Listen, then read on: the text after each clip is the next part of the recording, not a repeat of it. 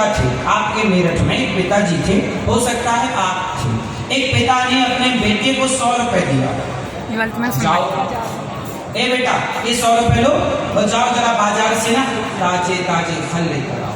एक पिता ने अपने बेटे को 100 रुपए दिया। कहानी ध्यान से सुनना, आखिरी में पूछूंगा मैं आप सबसे। एक पिता ने बेटे को कितने रुपए दिया? बाजार भेजा, जाओ मस्त ताजे ताजे मौसमी फल लेकर आओ। जाओ, आम का सीजन है, जाओ आम लाना, जामुन का सीजन है, जामुन लाना, लीची का सीजन है, लीची लाना, जो जो सीजन चल रहा सब फल लाना। जाओ 100 रुपए। अब बेटा मेरठ की बाजार में गया। संयोग देखना कि उस दिन वहां पर एक मदारी आया था बंदर को नचाने। ये छोरा गया 100 रुपए लेकर और वो खेल देखने लगा बंदर वाला। नाच बंदर नाच, ससुराल जाएगा तो कहाँ बैठेगा? वहां बैठूंगा। कैसे जाएगा? गाड़ी से जाएगा। जब बंदर का नाच पूरा हुआ तो ये जो बेटा था 100 रुपए लेकर गया, ये उस नाच से बड़ा प्रभावित हुआ। इसको लगा कि वाह बंदर इतना बढ़िया। अब बंदर ने कटोरा उठाया, सबसे मांगा तो इसने 100 रुपए जो पिता ने दिए थे इसने बंदर के कटोरे में डाल दिया। अब मदारी तो चला गया। अब जब मदारी गया तो इसे याद आया कि मुझे तो पिता ने भेजा था। अच्छा पिता ने 100 रुपए दिए, अब तो 100 रुपए चले गए।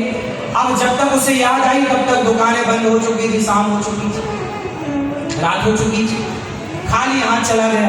पिता ने पूछा लाए फल? बोले नहीं मिले, दुकानें बंद हो गई थी। पिता ने कहा तू तो समय से गया था, दुकानें तो खुली होनी चाहिए। बोले पिताजी वो पैसे, चलो पिता ने कहा चल पैसे, यदि तुझे फल नहीं मिले तो पैसे वापस कर। चलो पिताजी पैसे भी खर्च हो गए, पैसे भी खर्च हो गए और जिस काम के लिए गया था वो काम भी नहीं हुआ। अब इसको ध्यान से समझो। एक पिता ने बेटे को 100 रुपए देकर बाजार भेजा। वो पिता कौन है?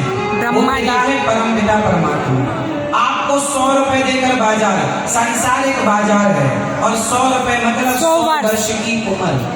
आपको भगवान ने कितनी आयु दी है? 100 वर्ष, 100 लगभग 100। हमें परमात्मा ने संसार में भेजा है 100 रुपए देकर।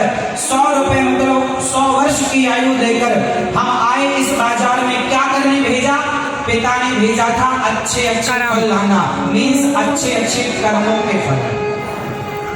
अच्छे कर्म करो और अच्छे अच्छे कर्मों के फल लाओ। 100 रुपए में लाना है, 100 साल में तुम्हें अच्छे अच्छे कर्म करना है। लेकिन हम यहाँ कहाँ उलझ गए?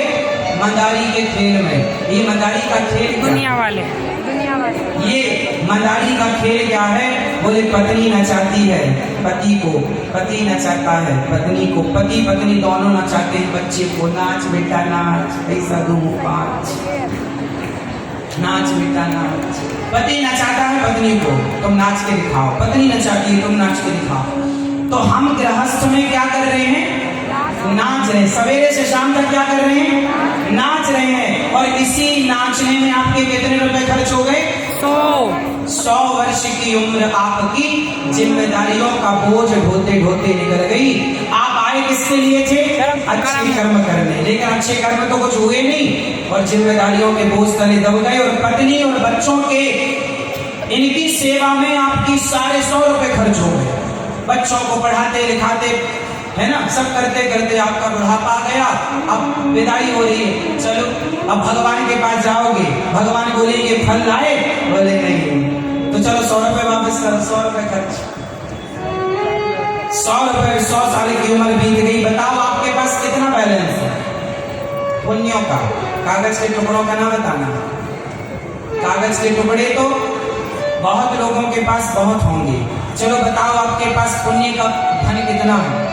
मीराबाई ने क्या कहा? पायो जी मैंने राम रतन पायो, पायो जी मैंने राम रतन। कागज के टुकड़े सोने चांदी समेटने वाला बड़ा नहीं है, जिसके पास राम नाम का धन है वो सबसे बड़ा है।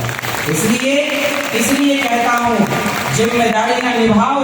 पत्नी के साथ रहना बुरा नहीं है, बच्चों के साथ रहना बुरा नहीं है, काम करना बुरा नहीं है, पैसा कमाना बुरा नहीं है, पर सब कुछ करते हुए भगवान का स्मरण बनाए रखो। हे नाथ मैं आपको कभी भूलो नहीं, भूलू नहीं। हर समय भगवान की शरण में रहो, भगवान का चिंतन करते रहो, भगवान को अपना सर्वस्व मानते रहो। नाथ सकल संपदा तुम्हारी, हे प्रभु सब कुछ आपका है, मैं आपका हूँ। बोलो हे श्रीमन नारायण, हे श्रीमन नारायण। मैं जैसा हूँ, मैं जैसा हूँ, मैं जैसी हूँ जैसी हूँ आपकी। आपकी। बस आप इतना भी कहते हो, आप गाड़ी चला रहे हो, बस कहते हो हे प्रभु हम जैसे हैं आपके, हे नाथ हम जैसे, इतना भी कहते रहो तो गति है। इतना भी निकलता रहे वाणी से कि हे नाथ हम जैसे हैं, हम पापी हैं, अधम हैं, नीच हैं, दुष्ट हैं, हे नाथ हमें स्वीकार करें। इतनी दयालु भगवान। तो पति